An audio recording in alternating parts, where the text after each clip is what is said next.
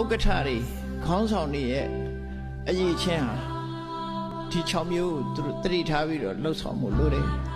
နံပါတ်1ကဘာတော့ဆိုသိခံစိတ်ရှိရသိခံတယ်ဆိုတာဟာ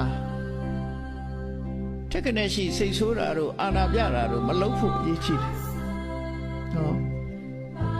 ဒါတော့အပြင်ခေါင်းဆောင်ဖြစ်သွားလို့ရှိရင်ငါတော့ကောလာတတ်တယ်သိခံစိတ်ကယောနေလာတတ်တယ်အောက်လူတွေရဲ့အမှားကိုသိမခံနိုင်တာလေဒါသိခံစိတ်မရှိတာလို့ပြောတယ်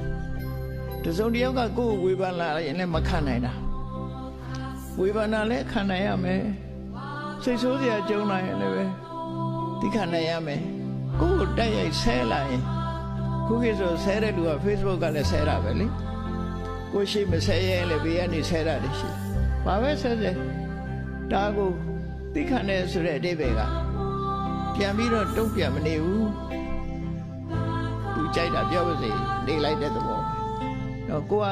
ဒီအတွက်စိတ်ထဲမှာအနှောင့်အယှက်မဖြစ်အောင်နေတာကိုသိခံတယ်လို့ခေါ်တယ်စိတ်ထဲကတေးမှတ်ပြီးတော့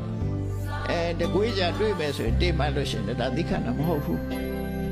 သိခံတယ်ဆိုတာဘာမှမှတ်သားပြီးတော့မထားပဲနဲ့ပြောသမျှတွေကိုအောင်ဤထားပြီးတော့ကိုလုံးတင်တာကိုဆက်လက်လုပ်တယ်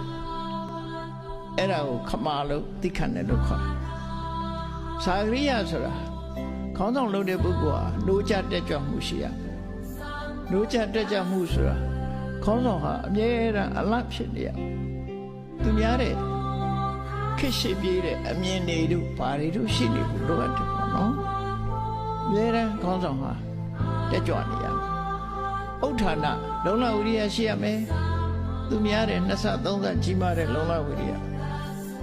တန်ဝိဘာကကိုတယောက်တည်းမသုံးဆွဲပဲနဲ့မျှဝေပေးတတ်တဲ့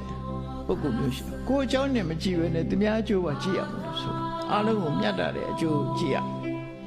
တရားဆိုတာခေါင်းဆောင်ဆိုတာနောက်လိုက်တဲ့ပုဂ္ဂိုလ်တွေပေါ်မှာမေတ္တာထားရမယ်အကျဉ်းနာထားရမယ်မေတ္တာဆိုတာသူ့ကိုကောင်းစားစေချင်တာမေတ္တာ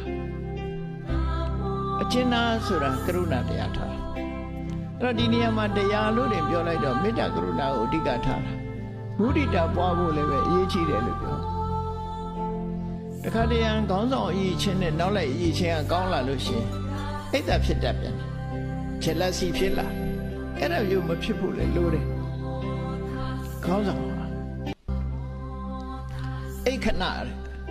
လုပ်ငန်းကိုင်တာနဲ့ပတ်သက်ပြီးတော့အမြဲမပြတ်စစ်ဆေးကြည့်ရှုနေရမယ်လို့ဆိုလို့တယ်အဲ့ဒါခေါင်းဆောင်နာယကဥက္ကဋ္ဌတို့ပြည့်စုံရမယ့်အရေးချင်းတွေ